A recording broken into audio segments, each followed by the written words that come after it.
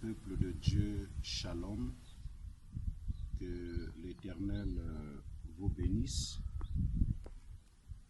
Cet après-midi, c'est encore une opportunité que nous avons de la part du Seigneur pour parler à l'Église que nous sommes, au peuple de Dieu que nous sommes, par rapport à cette saison que nous sommes en train de traverser. Et nous voulons partager quelque chose que le Seigneur m'a mis à cœur. C'est par rapport à ce que nous sommes en train de traverser. Cela doit nous interpeller. Et nous voulons dire ceci, que cette affaire nous concerne, comme la Bible le dit dans le livre de Esdras au chapitre 10, à partir du verset 4 jusqu'au verset 14. C'est une affaire qui nous concerne, qui concerne l'Église, et l'Église ne peut pas rester dans le sommeil. L'Église, au contraire, doit se lever. L'Église doit se réveiller pour que la solution véritable vienne de la part de notre Dieu. La Bible est claire. Il n'y a de salut en aucun autre nom. Aucun nom ne pourra donner la solution par rapport à ce virus. Aucun médicament, aucune nation, aucun royaume, aucun homme, aucun professeur, aucun médecin, la solution véritable pour éradiquer ce virus vient du Seigneur Jésus-Christ. La Bible déclare dans le livre de Jean au chapitre 3, le verset 14 au verset 16, il dit: de la même manière que Moïse éleva un serpent de rein dans le désert, il faut que le Fils de l'homme soit élevé.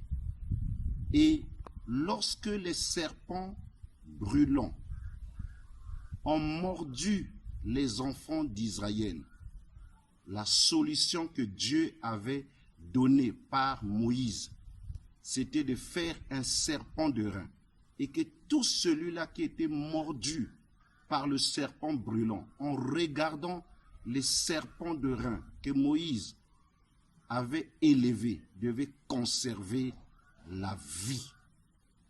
La vie est en Jésus.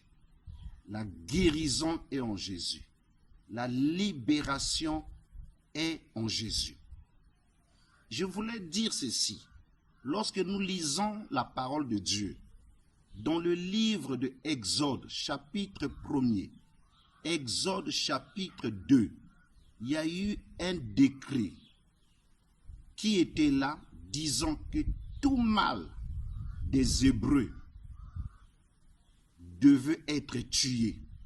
Lorsque les femmes hébreux devaient accoucher, si c'était un mâle, on devait tuer, et si c'était une fille, on devait la laisser en vie.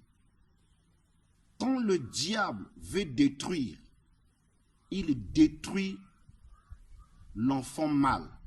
L'enfant mâle symbolise notre force, ce qui fera votre futur. Et laisser le sexe féminin en vie, c'est ce qui est faible. C'est ce qui ne va pas réellement contribuer à ton futur, à ton demain. Quand l'ennemi vient dans notre vie, c'est pour voler, c'est pour détruire et c'est pour tuer. Et quand un voleur peut venir chez toi, il ne prendra jamais ce qui a de la valeur. Et nous savons que la vie humaine a de la valeur. Parce que l'ennemi a peur. Il ne sait pas cet homme qui il sera demain. Cette femme qui il sera demain. Et il cherche à éliminer sa vie. Nous avons vu, ce décret était là. Moïse est né dans cette circonstance où le décret était là, que tout enfant mâle devait être tué. Mais le Seigneur n'a pas permis que Moïse meure. Dieu a épargné Moïse. J'aimerais te dire, Dieu ne permettra pas que tu puisses mourir. Tu es le choix de Dieu.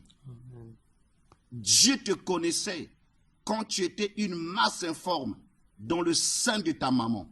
Et le Seigneur a un plan pour toi. Et j'aimerais te dire une chose.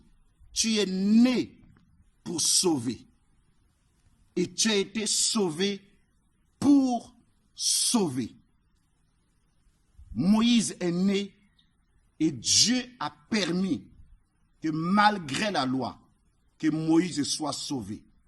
La Bible déclare qu'on a gardé Moïse durant 3 mois, le confinement.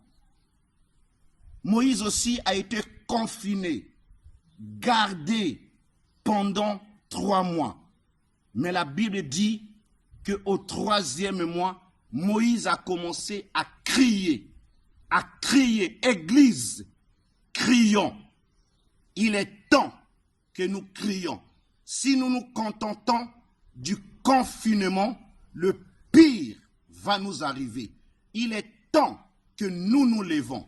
Il est temps que nous crions.